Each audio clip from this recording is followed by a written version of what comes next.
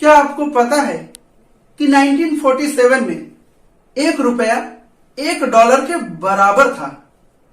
उसके बाद 1996 में 4.66 रुपए को $1 के बराबर कर दिया गया।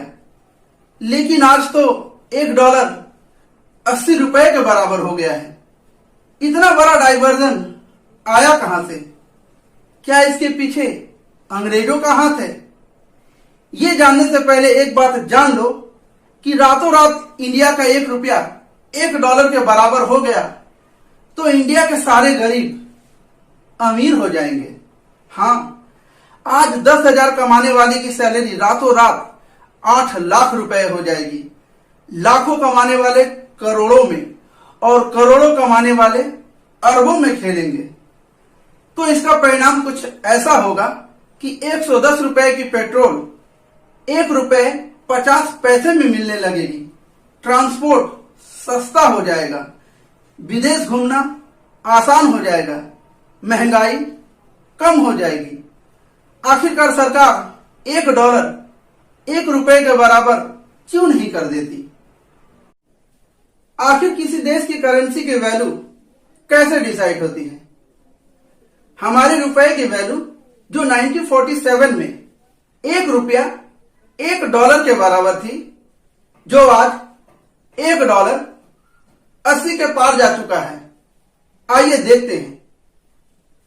बेसिकली इनके दो तरीके हैं। एक फिक्स्ड एक्सचेंज रेट सिस्टम, जिसमें गवर्नमेंट करेंसी की वैल्यू को फिक्स्ड रखती है। दूसरा है फ्लेक्सिबल एक्सचेंज रेट सिस्टम, जिसमें फॉरेन एक्सचेंज मार्केट में होने वाली डिमांड एंड सप्लाई की वजह से करेंसी की वैल्यू फ्लैक्चुएट यानी कि घटती बढ़ती रहती है। सोचने वाली बात यह है कि इंडिया ने 1966 तक अपनी करेंसी की वैल्यू $1 4.66 तक रखी। तो अचानक 1966 में इंडिया ने अपनी करेंसी के वैल्यू 4.66 से गिराकर ₹7.5 क्यों कर दी? आखिर क्यों 1993 में इंडिया ने फिक्स एक्सचेंज रेट सिस्टम को छोड़कर फ्लेक्सिबल एक्सचेंज रेट सिस्टम को एडॉप्ट किया? इसे समझने के लिए हमें करेंसी के डिवैल्यूएशन को भी समझना होगा।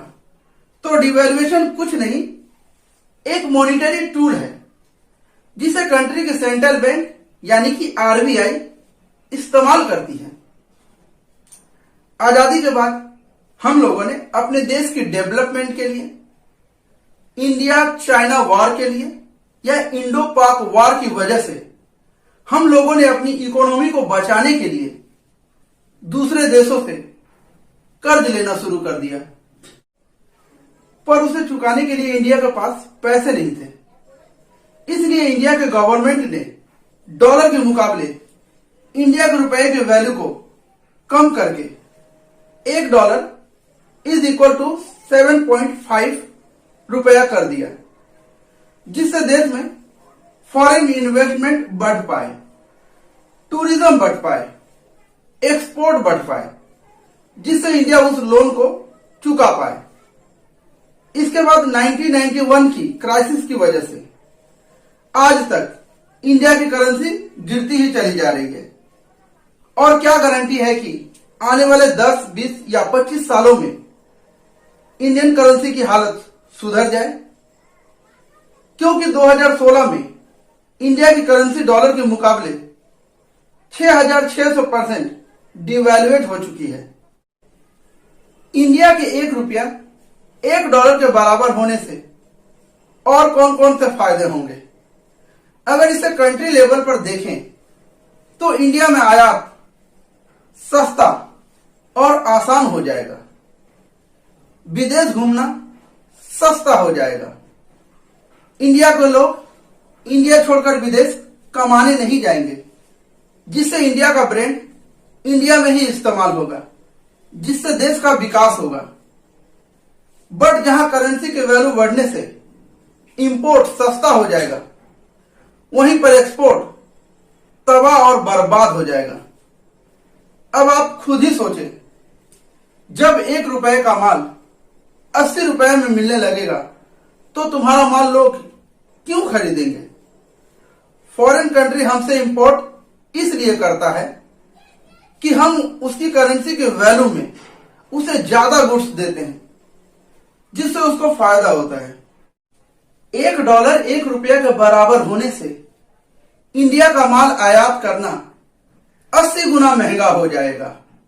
तो फॉरेन कंट्री दूसरे सस्ते देशों से इंपोर्ट करना शुरू कर देगी, तो इंडिया का एक्सपोर्ट पूरी तरह से बर्बाद हो जाएगा और हमारी मुद्रा भंडार समाप्त हो जाएगा। कोई भी विदेशी कंपनियां भारत में इन्वेस्टमेंट नहीं करेगी, जिससे भारत का रोजगार ठप पड़ जाएगा। भारत में भयंकर बेरोजगारी होगी, भारत में भयंकर महंगाई होगी, रुपया अपने आप अपनी वैल्यू खो देगी और रुपया अपने आप डिवैल्यूएट हो जाएगी। तो हम लोगों को क्या करना चाहिए? इंडिया को इंपोर्ट से ज्यादा एक्सपोर्ट करनी होगी। इंडिया को हर क्षेत्र में आत्मनिर्भर होना होगा। इंडिया को चाइना और जापान की तरह प्रोडक्शन हब बनना होगा। चाइना और जापान की करेंसी इंडिया से कमजोर होने के बावजूद भी ये दोनों देश डेवलप है। इंडिया का 1 रुपया जापान के 1.5 रुपए के बराबर है, तब भी जापान एक डेवलप नेशन है। केवल मजबूत करेंसी डेवलप नेशन की निशानी नहीं होती। इंडिया कमजोर करेंसी के साथ भी डेवलप नेशन बन सकता है। इस वीडियो में इतना ही, मिलते हैं नेक्स्ट वीडियो में। तब तक के लिए जय हिंद, वंदे मातरम।